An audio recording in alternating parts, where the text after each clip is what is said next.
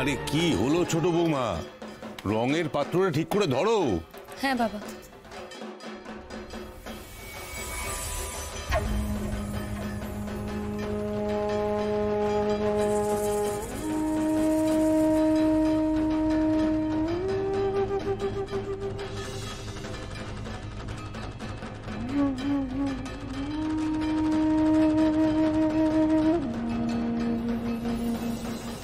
এই প্রকাশ, প্রতি বছর কি পিসেমশাই চৌক আঁকেন? হ্যাঁ, এটাই আমাদের বাড়ির নিয়ম। বাড়ির কর্তা চৌক আঁকেন। সপ্তমীর দিন কেন? বললাম না, বাড়ির নিয়ম। আর সপ্তমী কেন সেটা একটা বিশাল বড় গল্প, মা ঠিক করে বলতে পারবে।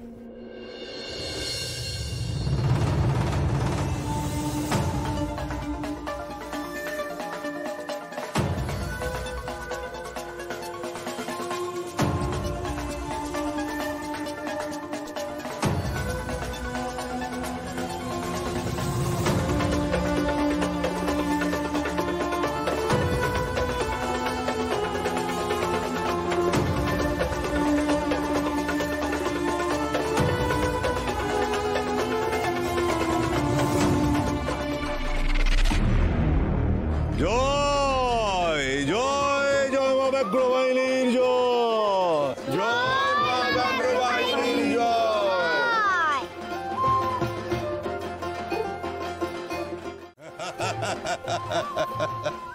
শোনো মা, শুনি এই পুজো আসছে আসছে ব্যাপারটা কি ভালো না?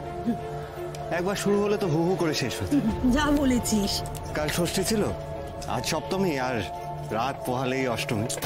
সে তো প্রতিবারই হয় রিন্টু। হ্যাঁ, প্রতিবারই হয়, কিন্তু দেখো এত বছর পরে বাড়ির পুজো দেখছি তো আমার যেন মনে হচ্ছে একটু বেশিই তাড়াতাড়ি শেষ হয়ে যাচ্ছে। সময় পেরিয়ে যাচ্ছে, সবাই কোথায়? আর একটু তাড়াতাড়ি আসতে বলুন, অঞ্জলি শুরু করবো তো। সময় মতো অঞ্জলি শুরু না করলে তো অমঙ্গল হবে। গায়ত্রী, অঞ্জলি দেবে তো? চলো। হ্যাঁ দেব। এসো। এই প্রকাশ, ওকে আটকাচ্ছিস কেন? ওর কত কাজ বলতো, কত দায়িত্ব, ওকে এখানে আটকে রাখলে হবে?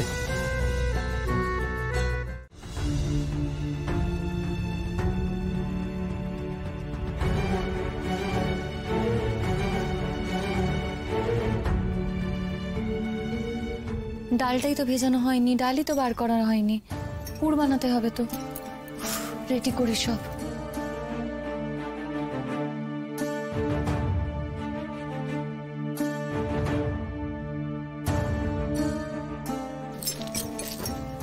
নীলা বোঝা করছে, আমার হার্ট অ্যাটাক না হয়ে যায়।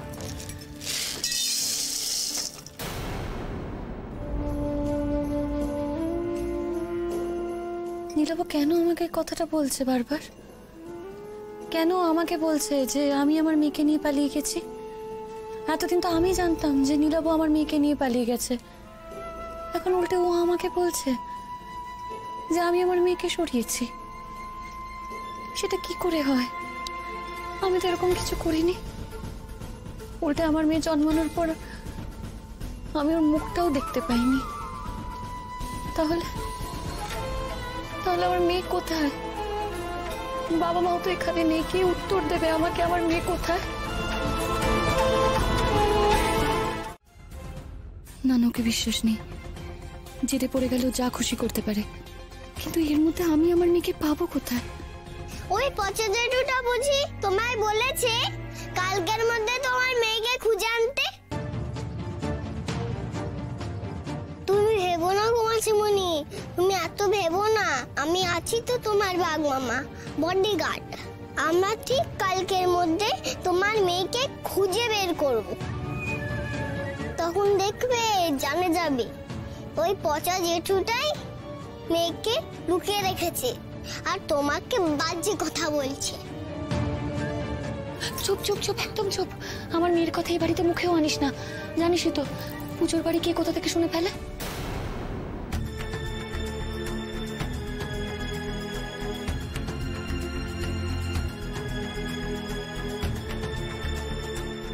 তুই সব বুঝে গেছিস না? কেন বুঝবো না গো? কেন বুঝবো না? আমি তো দেখেছি তুমি কেমন মন মরা, সব সময় ভাবছো ভয় পেয়ে আছো। তার মানে তো তুই বুঝতে পারছিস যে আমি কেন ভয় পেয়ে আছি। তুই তো এটাও জানিস মা যে আমি নিজেই আমার মেয়েকে খুঁজছি। আমি জানি না আমার মেয়ে কোথায়, তাও নীলাভ আমাকে বলছে আমি নাকি জানি। ও কিছুতে বিশ্বাস করছে না আমার কথা। এখন কোথায় পাই আমি আমার মেয়েকে? কালকের মধ্যে কোথা থেকে আনবো আমি সত্যি বুঝতে পারছি না রে। আচ্ছা মাসিমণি, আমি তো এইও জানি ওই যে তোমার নতুন মা যে সব জানে, কাউকে বলেনি। চলো না তোমার নতুন মাকেই জিজ্ঞেস করে। দুর্গামণি কোথায় পাবো বলতো? ওদের কলকাতাতেও নেই, বেনারস গেছে, ফোনেও পাচ্ছি না। পেলে তো জিজ্ঞেস করবো। ও বাঘ মামা, বলো না কি করা যায়, বলো না একটু।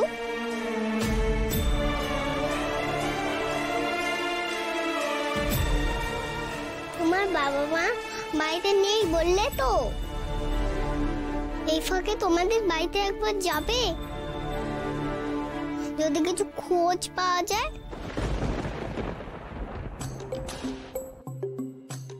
কিন্তু ঢুকবো কি করে?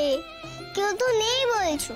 সে আমার কাছে আরেকটা চাবি বানানো আছে, কিন্তু ওখানে গিয়ে কি খুঁজবো বলতো?